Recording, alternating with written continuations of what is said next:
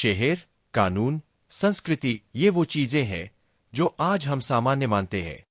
लेकिन जरा सोचिए, एक समय जब इंसान बसना सीख रहे थे, खेती कर रहे थे और बड़ी संख्या में सहयोग करना सीख रहे थे, ये पहली सभ्यताएं कैसे बनी और उनके पास कौन से राज थे जो उन्हें हजारों साल तक टिके रहने में मदद करते थे।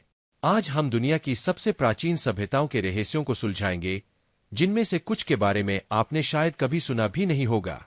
प्राचीन सभ्यताओं के उदय को समझने के लिए हमें लगभग 12,000 साल पहले लौटना होगा।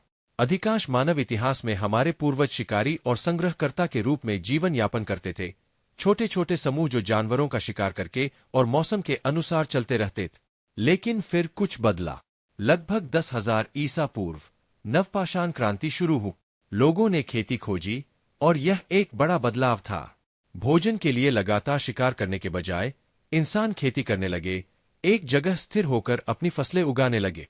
इस स्थिरता के कारण जनसंख्या बढ़ी और जल्द ही छोटे छोटे गांव बसने लगे। समय के साथ ये गांव बड़े बस्तियों में और फिर शहरों में बदलने लगे। लेकिन केवल खाना ही नहीं था जिसने सभ्यताओं को फलने फूलने में मदद की। इंसानों को सहयोग करना पड़ा, नियम बनाना पड़ा और संसाधनों का प्रबंधन करना सीखना पड़ा।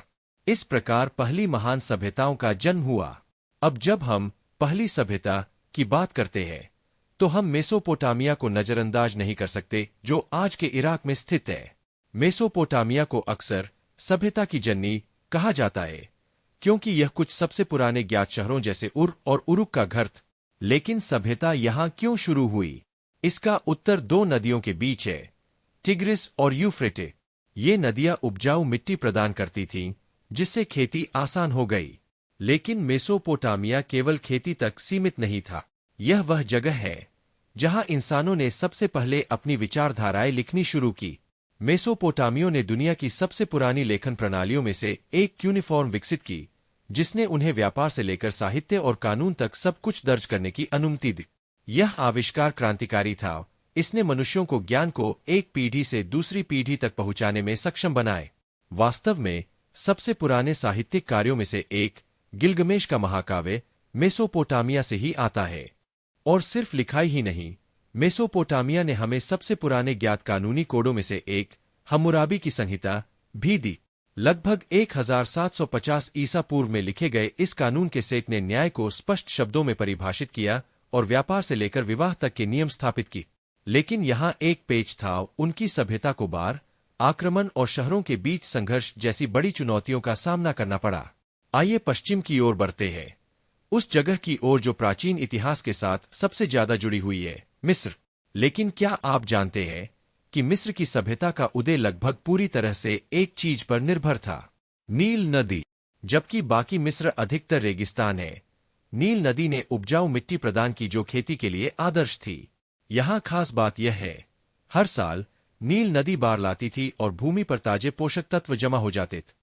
मिस्रवासियों ने अपनी कृषि को इन बाढ़ों के साथ पूरी तरह से समन्वित किया, जिससे उन्होंने इतिहास की सबसे स्थिर सभ्यताओं में से एक का निर्माण किया जो 3000 से अधिक वर्षों तक चली। उनकी संस्कृति इतनी उन्नत थी कि उन्होंने पिरामिड बनाए, उन्नत चिकित्सा पद्धतियां विकसित की और जीवन के बाद के जीवन पर आधारित एक जटिल धार्मिक प्रणाली भी बनाई।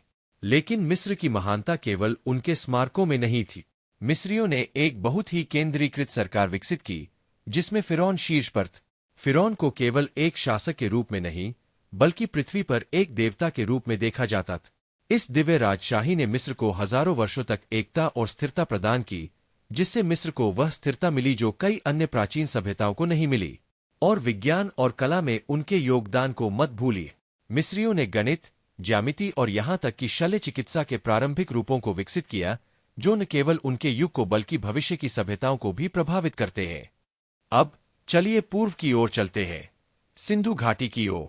यह सभ्यता उतनी प्रसिद्ध नहीं है जितनी मिस्र या मेसोपोटामिया, लेकिन कुछ मायनों में यह और भी ज्यादा दिलचस्प है। सिंधु घाटी सभ्यता, जो आज के पाकिस्तान और उत्तर पश्चिम भारत में स्थित थी, लगभग 2500 ईसा पूर्व में फली फूली। लेकिन यहाँ एक रहस्य है।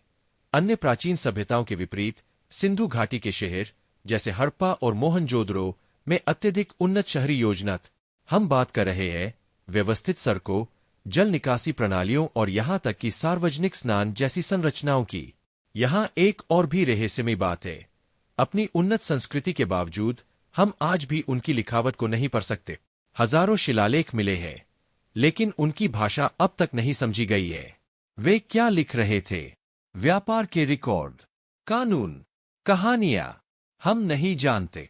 और इस रहस्य को और भी गहरा बनाता है कि वह राजाओं या बड़े महलों का कोई स्पष्ट प्रमाण नहीं मिला है, जिसका मतलब है कि उनकी राजनीतिक व्यवस्था अन्य प्राचीन समाजों से पूरी तरह अलग हो सकती है।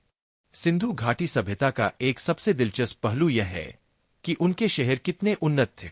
अन्य प्राचीन शहरों में दिखने वाले अव्यवस्थित विकास के विपरीत हड़प्पा और मोहनजोदड़ो को सटीकता के साथ बसाया गया था, जो इस बात का संकेत देता है कि इन शहरों के विकास की देखरेख के लिए शायद एक केंद्रीकृत सत्ता थी और सावधानीपूर्वक योजना बनाई गई थी।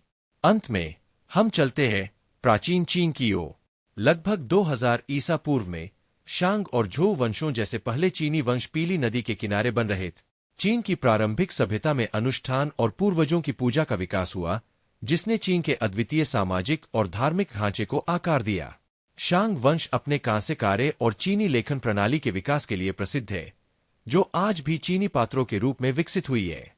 चीन की प्रारंभिक सभ्यता की खासियत यह है कि यह एक लंबी और निरंतर संस्कृति की नींव बनी, जहां मिस्र, मेसोपोटामिया और सिंधु घाटी अंततः गिर गईं।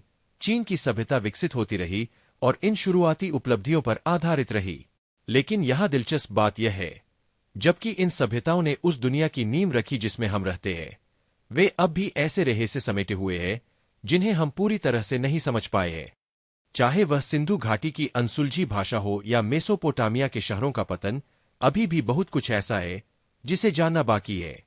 अगले एपिसोड में हम साम्राज्यों के उदय के बारे में जानेंगे, कैसे प्रारंभिक सभ्यताओं ने शक्तिशाली राज्यों, विशाल सेनाओं और प्रभावशाली नेताओं को जन्म दिया, जिन्होंने मानव इतिहास को आकार दिए। महान रोमन साम्राज्य से लेकर फारस की भव्यता तक हम देखेंगे कि साम्राज्य कैसे बढ़े, कैसे शासन किया और अंततः कैसे गिरे। जुड़े रहिए।